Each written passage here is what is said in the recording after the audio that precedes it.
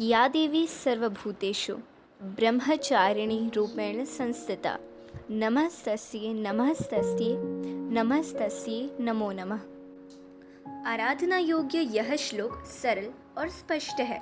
माँ जगदम्बे की भक्ति पाने के लिए इसे कंठस्थ कर नवरात्रि के द्वितीय दिन इसका जाप करना चाहिए।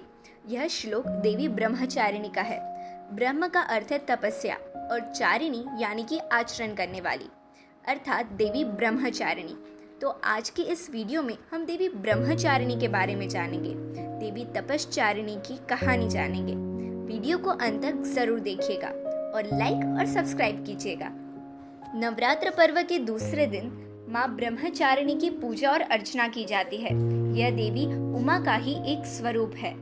भगवान शंकर को पति के रूप में प्राप्त करने के लिए उन्होंने घोर तपस्या की थी। इस कठिन तपस्या के कारण ही इस देवी को तपश्चारिणी अर्थात ब्रह्मचारिणी का नाम मिला। कहते हैं माँ ब्रह्मचारिणी देवी की कृपा से सर्व सिद्धि प्राप्त होती है। दुर्गा पूजा के दूसरे दिन यह देवी की उपासना की जाती है। इस देवी की कथा का यह सार है कि जीवन के कठिन संघर्षों में भी मन विचलित नहीं होना चाहिए। अब जानते हैं देवी ब्रह्मचारिणी की कथा। यह कथा देवी की तपश्चर्या की है। पूर्व जन्म में देवी ने हिमालय के घर पुत्री के रूप में जन्म लिया था और नारद जी के उपदेश से भगवान शंकर जी को पति के रूप में प्राप्त करने के लिए इन्होंने घोर तपस्या की थी। इस कठिन तपस्या के कारण ही इन्हें तपश्चारिणी नाम मिला।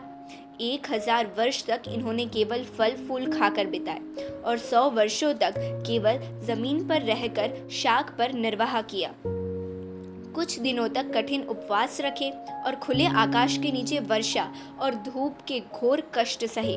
3000 वर्ष तक टूटे हुए बिलपत्र खाए और भगवान शंकर की आराधना की। इसके बाद इन्होंने सूखे बिलपत्र खाना भी छोड़ दिया। कई हजार वर्षों तक निर्जल और निराहार रहकर तपस्या की। पत्तों को खाना छोड़ देने के कारण इनका नाम अपर्णा पड़ा। कठिन तपस्या के कारण देवी का शरीर एकदम क्षीण हो गया था। देवता, ऋषि, सिद्धगण, मुनि सभी ने देवी ब्रह्मचारिणी की तपस्या को अभूतपूर्व कहा और उनकी सराहना की और कहा, हे देवी, आज तक किसी ने ऐसी कठोर तपस्या नहीं की। यह तुम्ही से संभव थी। तुम्हारी मनोकामना परिपूर्ण होगी और भगवान चंद्रमौली शिव जी तुम्हें पति के रूप में प्राप्त होंगे। अब तपस्या करना छोड़ दो, घर लौट जाओ। तुम्हारे पिता तुम्हें बुलाने अवश्य आएंगे। देवी ब्रह्मचारिणी की उपासना का भी एक विशेष महत्व है।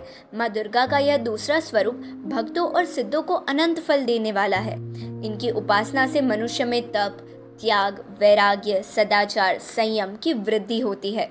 जीवन के कठिन संघर्षों में भी उसका मन कर्तव्य पथ से विचलित नहीं होता। माँ ब्रह्मचारिणी देवी की कृपा उस पर बनी रहती है। देवी की कृपा से मनुष्य को सर्वत्र सिद्धि और विजय की प्राप्ति होती है। दुर्गा पूजा के दूसरे दिन देवी की इस स्वरूप की उपासना की जाती है, जिससे साधक का मन स्वादिष्टान चक्र में स्थित होता है। इस चक्र में अवस्थित मन वाला योगी उनकी कृपा और भक्ति को प्राप्त करता है।